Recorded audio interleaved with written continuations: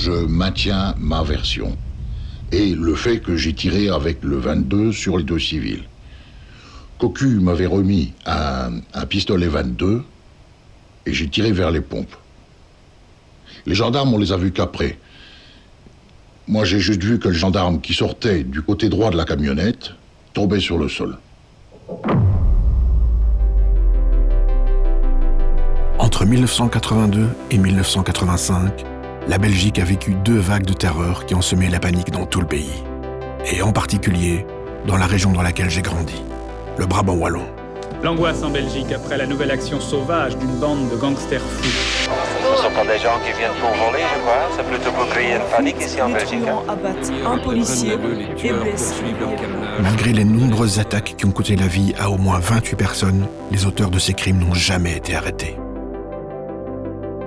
Aujourd'hui, cela fait donc 40 ans que l'enquête piétine, laissant les victimes et leurs familles dans l'incapacité de faire le deuil de ces multiples tragédies. Dans l'épisode précédent, nous avons évoqué les premières attaques de supermarchés. En quelques mois, les mêmes truands ont commis plusieurs hold-up dans différentes grandes surfaces. En septembre 1983, ils commettent un terrible massacre au Colruyt de Nivelles. Un couple et un gendarme sont abattus. Nous avons pu rencontrer les proches du gendarme Marcel Morue, assassiné lors de cette intervention.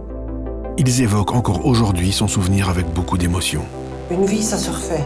Mais remettre un papa, je ne sais pas. Je ne saurais jamais. Vous comprenez ce que je ressens? C'est pas là, c'est pas le mari que j'ai perdu, c'est le père de mes enfants. Quand j'ai commencé ce projet, je pensais que je connaissais l'histoire des tueurs du Brabant. Mais ce que j'ai découvert m'a profondément choqué. La RTBF présente Les tueurs du Brabant. Mesdames, Messieurs, bonsoir. Une nouvelle qui est tombée cet après-midi dans l'affaire des tueurs du Brabant wallon. Les mandats d'arrêt ont été confirmés. Coup de tonnerre. Le samedi 29 octobre 1983, le journal Le Soir annonce que les tueurs fous du Brabant ont été arrêtés. La presse et l'opinion publique se déchaînent. Tout le monde veut savoir à quoi peuvent bien ressembler ces truands. Une chose semble de plus en plus certaine dans cette affaire du Brabant wallon. Les enquêteurs semblent être sur une piste très sérieuse, une piste qui commence dans la région montoise. Marc Préat, RTBF Mons. C'est ici, à la gendarmerie de pâturage, que toute l'affaire éclate. Une dame se présente, elle vient présenter aux gendarmes un Ruger 38, une arme d'origine américaine, une arme assez peu utilisée. Son mari la menace et elle craint pour sa vie. Une enquête de routine se déclenche et très vite on s'aperçoit que cette arme a été utilisée en février 83 au Colruyt de Genval, mais aussi au Colruyt de Halle, où le gérant a été tué d'une balle dans la tête. Au mois de mai 1983, une certaine Josiane Estiévenard se présente à la police. Elle dit avoir peur de son mari et préfère déposer son arme au commissariat. Un Sturmruger de calibre 38. La police le garde et l'envoie au laboratoire pour qu'il soit analysé. Ce qui ne devait être qu'une simple enquête de routine va finalement faire avancer l'une des enquêtes les plus importantes du moment. Les analyses affirment que l'arme déposée par Madame Estiévenard est celle qui a servi lors des premières attaques de supermarché, celle du Deleuze de Genval et celle du Colruyt de Halle. La police décide de garder cette information sous silence et pendant des mois, elle enquête secrètement pour examiner cette piste. Il faut savoir qu'entre la découverte de cette arme et les premières arrestations, des mois se sont écoulés et les agressions se sont multipliées. Il y a eu, entre autres, l'attaque de Nivelles, mais aussi celle du Deleuze de Bercel. Mais en octobre 1983, la police décide de passer à la vitesse supérieure et de mettre sous les verrous les membres de ce qu'on appellera la filière Boren. C'est ce qu'on a appelé la filière Boren du Brabant wallon. La machine judiciaire a donc persisté dans la même direction, celle d'une certaine filière Boren. La mise en liberté des 5 individus de la filière Boren suspectés d'avoir participé aux actions meurtrières des tueurs du Brabant wallon. Les membres de la filière Boren ont en moyenne 41 ans. Ils habitent tous dans la banlieue de Mons, la capitale du borinage. Ils sont fils d'ouvriers ou d'employés, n'ont pas fait d'études, d'ailleurs l'un d'eux ne sait ni lire ni écrire. Ils vivent, ou survivent plutôt, de petites magouilles, de ferraille, de chômage ou d'assurance maladie. Dans la région, ils sont connus pour être de vrais piliers de comptoir, Certains d'entre eux aiment les armes et pratiquent le stand de tir. Ils sont au nombre de 5. 5 personnes à avoir été arrêtées comme étant les tueurs fous du Brabant. Mais qui sont-ils ? Sur certaines conditions. Il y a Michel Cocu. Mais ça, je vous dirai ça une autre fois. Un rouquin plutôt trapu, d'apparence pas très soignée, ex-policier communal. Il était en service de 1974 à 1978 avant d'être contraint de démissionner pour avoir simulé une alerte à la bombe dans son propre commissariat. Son objectif était de dérober une vingtaine de cartes d'identité. Depuis lors, il était au chômage. Et c'est à lui qu'appartenait le Ruger qui a été déposé au poste. Et il y a des détails de mesuration qui ne concordent pas. Adriano Vittorio. Et moi je dis que des experts n'ont pas contrôlé la même arme. On le surnomme aussi King Kong. Du haut de son 1m84 et de ses 124 kilos, cet homme, de nationalité française, est plutôt impressionnant. Il s'était installé en Belgique dans les années 70. Il s'était lancé dans la restauration, mais avait fait faillite. Ça se passait... Ça, ce n'est pas en Nivelles, c'est à Charleroi. Michel Baudet. On était avec des boîtes téléphoniques. Grand et moustachu, il fait penser à Avrel dans Lucky Luke. Il est connu comme petit magouilleur, mais aussi pour ne pas être très malin. Selon les psychologues, il serait sous-doué et effectivement immature. Je ne le suis pas non plus. Quoi qu'on dise, non, je suis une révolutionnaire, une révoltée. Josiane Estiévenard. Je ne me laisse pas faire, mais j'aime vivre. Grande gueule, blonde et coquette, elle ne passe pas vraiment inaperçue. La presse la surnomme la Cicciolina Borène. Elle s'est mariée quand elle avait 18 ans à Jean-Claude Estiévenard, et c'est elle qui a déposé l'arme au policier parce qu'elle avait peur de son mari. C'est-à-dire qu'au départ, moi j'avais dit, je collectionnais les journaux. Jean-Claude Estiévenard. Et je me suis dit, quand je vais sortir, je vais leur faire bouffer les journaux, parce qu'ils écrivent n'importe quoi et n'importe comment. C'est un comédien né. Rigolo, bagarreur, beau parleur, il est le vrai coq du village.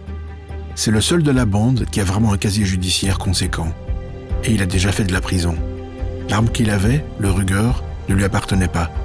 C'est son ami Michel Cocu qui le lui avait prêté. 22 mois et demi. Et enfin, Cassie Bois-Rouge.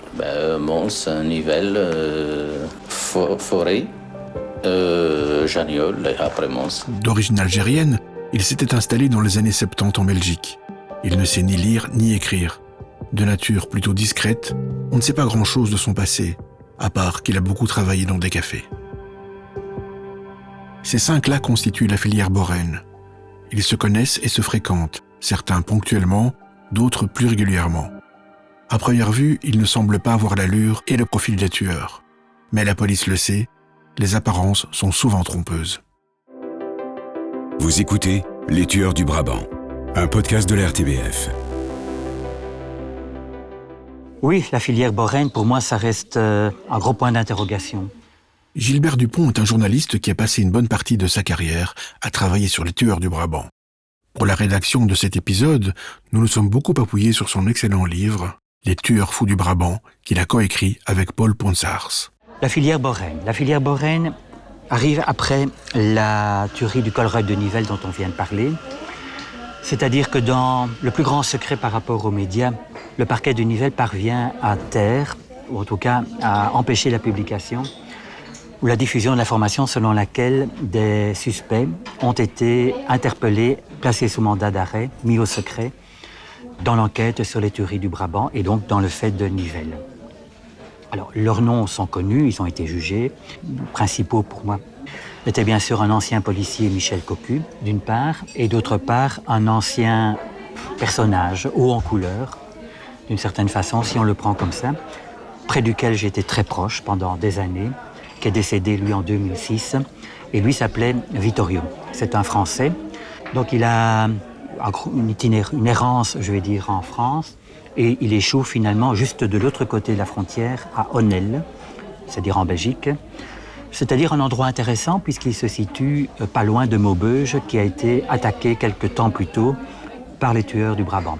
Ces gens sont arrêtés, comment vais-je dire, ils vont faire des aveux.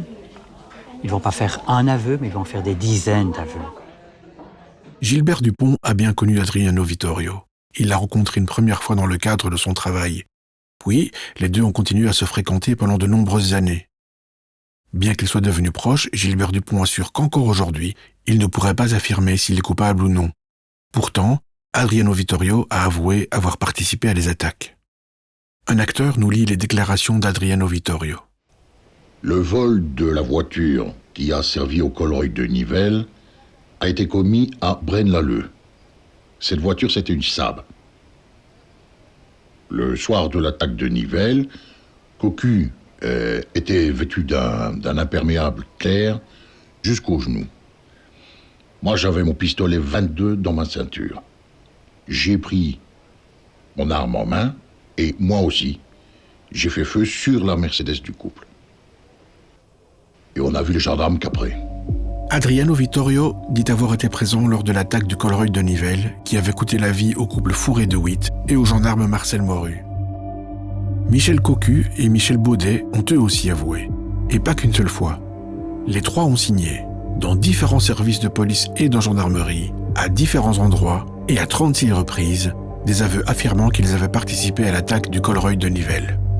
Ils ont aussi avoué à répétition avoir participé au hold-up du Deleuze de Genneval et du Colreuil de Halle. Des aveux qui ne sont pas des aveux légers. On va toujours reconnaître qu'à un certain moment, quelqu'un comme Michel Cocu et aussi Vittorio vont apporter des détails dont on dit qu'ils n'avaient pas été publiés et dont les enquêteurs assurent qu'ils ne le leur avaient pas communiqué. Comment ces gens étaient-ils au courant? Donc ce sont des aveux impliquants, ce sont des aveux les impliquants.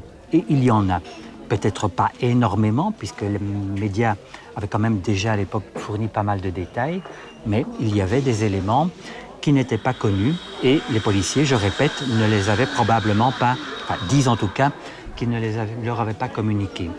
Jean Van den Dries est un journaliste belge aujourd'hui retraité. Ils ont raconté beaucoup de choses. Mais moi, j'ai eu la chance d'interroger Cocu et Vittorio, le géant, le fameux géant.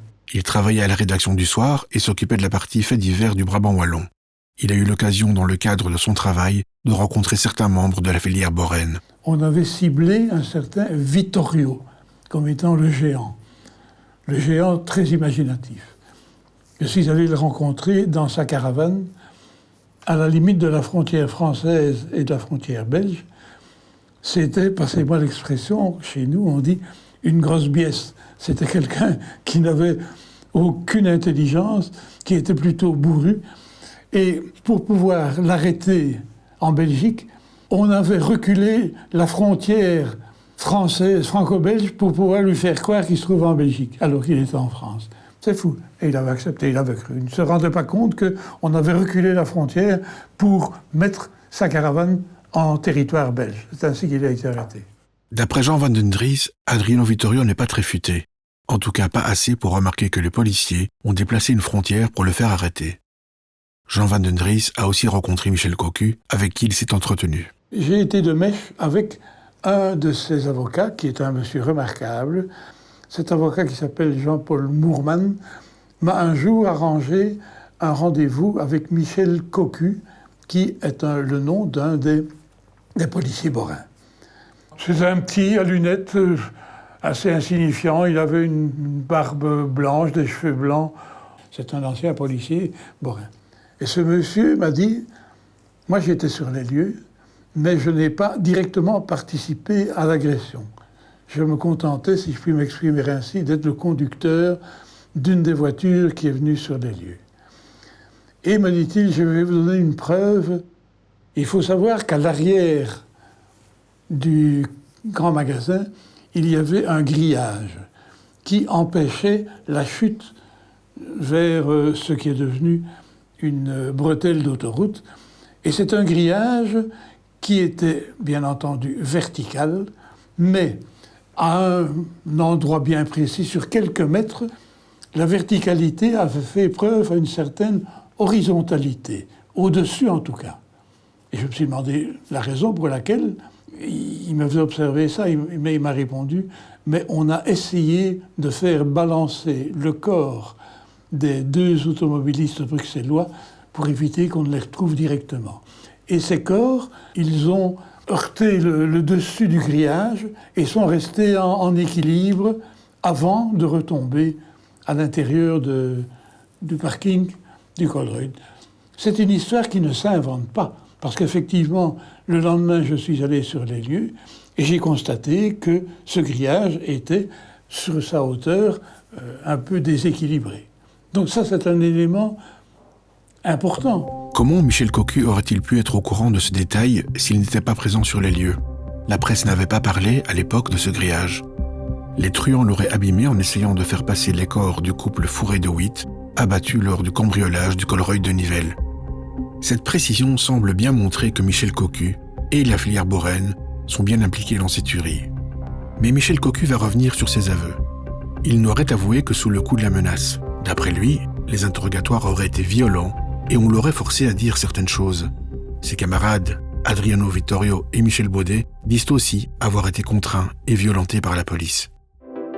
Vous écoutez Les Tueurs du Brabant, un podcast de la RTBF. Monsieur Baudet, vous avez avoué certaines choses, notamment la tuerie du Colruyt. Pourquoi avez-vous avoué ? Parce que vous étiez coupable ? Sous contrainte.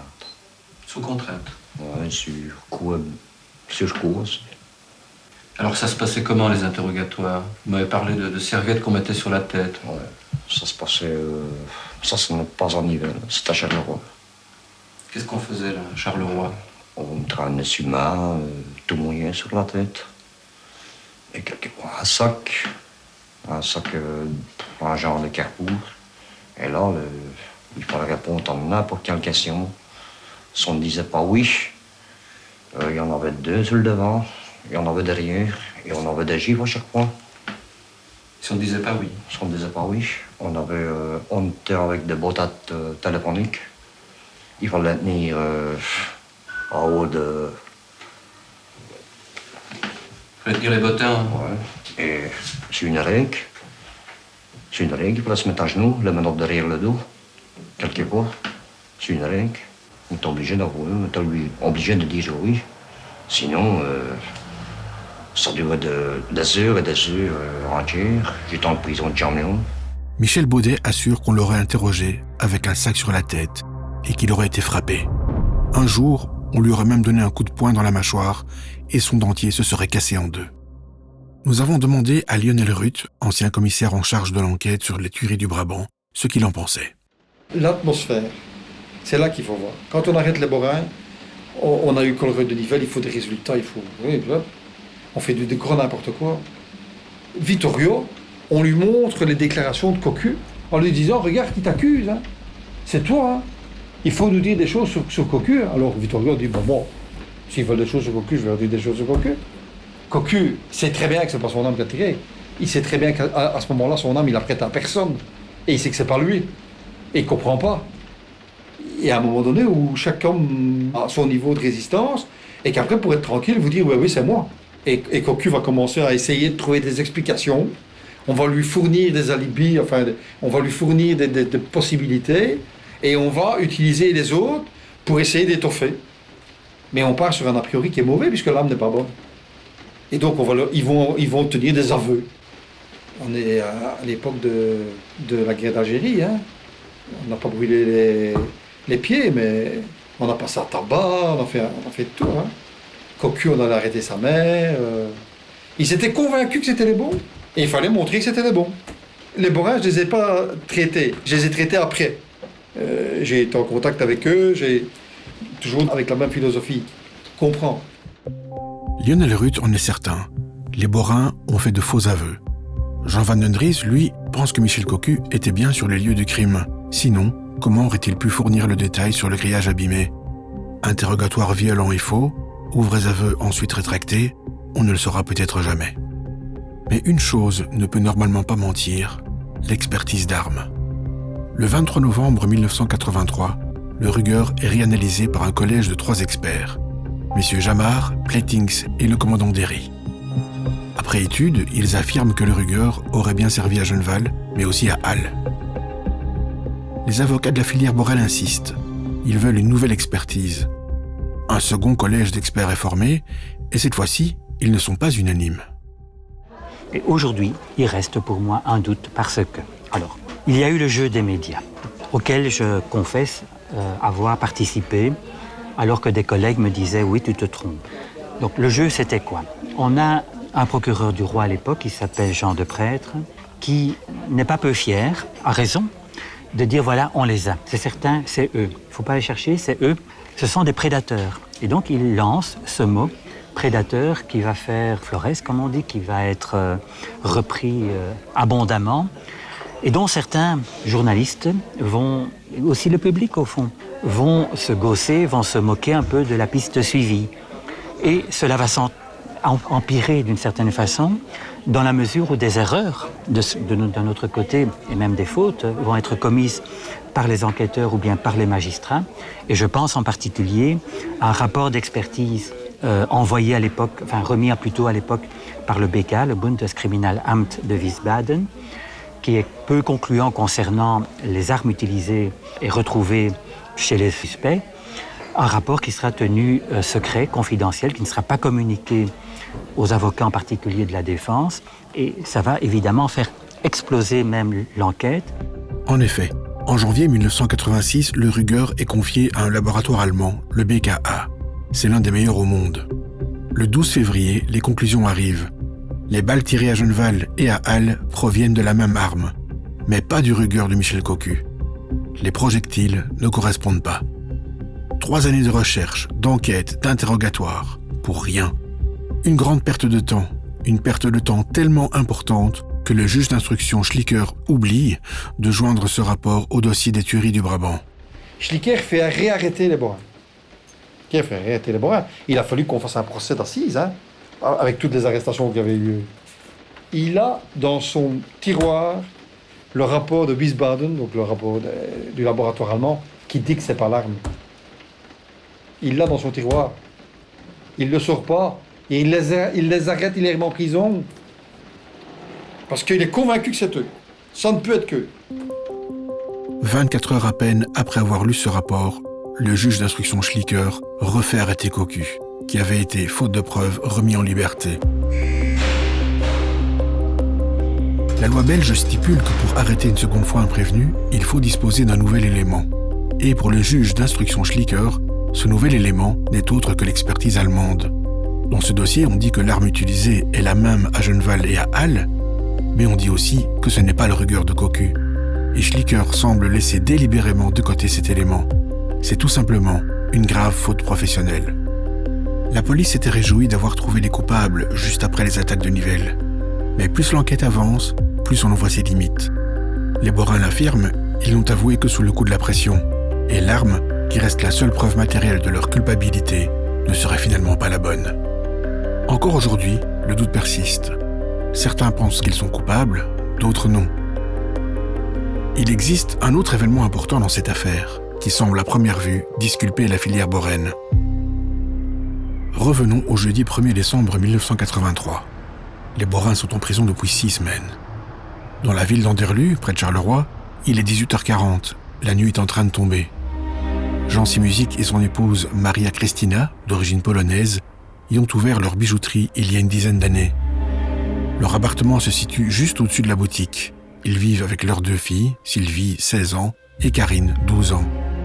Elles viennent tout juste de finir leurs devoirs et jouent dans leur chambre. Maria Kristina, la mère, se repose en bas sur le divan. Son mari est en train de finir de travailler sur une commande dans l'arrière-boutique de la bijouterie. En fait, M. Simuzik, le père, il est dans l'atelier à l'arrière, donc il y a le salon, enfin la bijouterie, puis il y a une porte en accordéon, il y a un living, et puis ça part là, il y a une cuisine, et après la cuisine, il y a son atelier, qui donne dans la cour, et par la cour, on s'est parti. Et donc, lui est dans son atelier, et dans son atelier, il a une caméra. À ce moment-là, Jean Simuzik remarque que 3 personnes sont en train de rentrer dans sa boutique. Il a déjà connu, il y a quelques mois, un premier cambriolage. Depuis, il s'est équipé d'un fusil. Jean Simuzik se met à tirer. Pourquoi ? A-t-il remarqué que les truands venaient avec de mauvaises intentions ? S'est-il senti menacé ? Les 3 hommes n'ont même pas d'armes sur eux. Ils sont obligés d'aller en chercher dans leur voiture. Mais Simuzik tire absolument mal, il met ça dans son plafond. Enfin, bref. Donc qu'est-ce qu'ils font ? Ils reculent et ils vont dans la bagnole chercher une arme, au moins un qui va chercher une arme ou des armes, Ça, on ne sait pas combien ils en prennent. Et là, à ce moment-là, ils tirent sur la femme, par exemple, qui est couchée dans le fauteuil. Et ils la ratent, hein, ils tirent dans le mur, hein, nos auteurs. Là. Parce qu'ils sont confrontés, pour une des premières fois, à un tir rapproché. Là, il y a juste le living, quoi. Lui est à la porte de son atelier, et eux sont à la porte du living. Et ils vont entrer, puis ils vont amener la mère, qui est toujours vivante, qui était dans le fauteuil. Ils vont aller dans la cuisine avec, et puis ils vont ramener le père dans la cuisine, et ils vont les achever dans la cuisine. Le couple sinusique est mort. Les tueurs ne le savent pas, mais il y a 2 témoins indirects de cette scène. Et les filles sont au-dessus, et au-dessus des escaliers. C'est pour ça, mais Karine, elle ne voit pas les gars, les visages et tout ça, mais elle entend, elle voit les coups de feu, ses parents par terre. Et sa soeur lui dit, viens vite, Sylvie, viens vite te recacher, se recache en dessous du lit. Les gars ne montent pas en haut. Pourtant, s'ils connaissent un petit peu, ils peuvent penser qu'il y a des enfants, quoi que ce soit. Hein. Et ils vont partir. Très, très particulier. Karine et Sylvie se retrouvent orphelines. Les parents ont été abattus pour un butin finalement plus que dérisoire. Quelques réveils et des bijoux de fantaisie. Seules 2 broches dérobées ont un peu de valeur. Ce qui est particulier avec cet événement, c'est que les tueurs semblent avoir voulu laisser des indices à la police.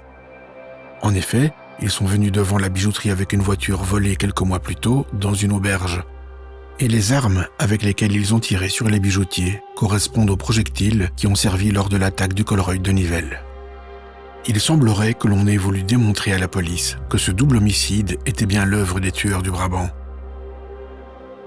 Il faut également se rappeler que cette attaque a eu lieu 6 semaines après l'arrestation de la filière Boren et que ses membres sont encore tous emprisonnés.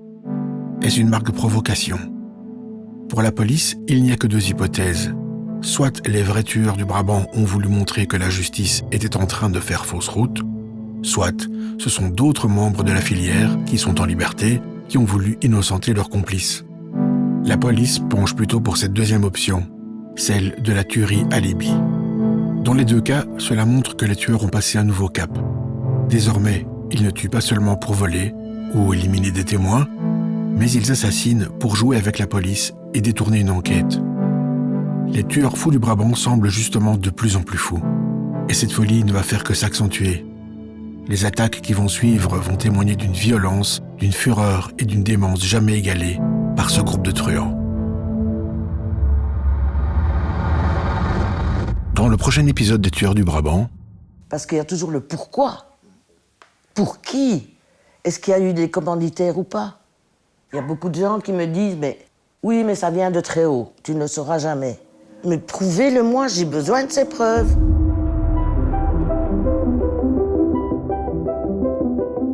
Les Tueurs du Brabant, un podcast de la RTBF. Écrit, réalisé et produit par Jeanne Savigna, Matt Graves et Thomas Résimond. Avec la voix de Serge Hologne.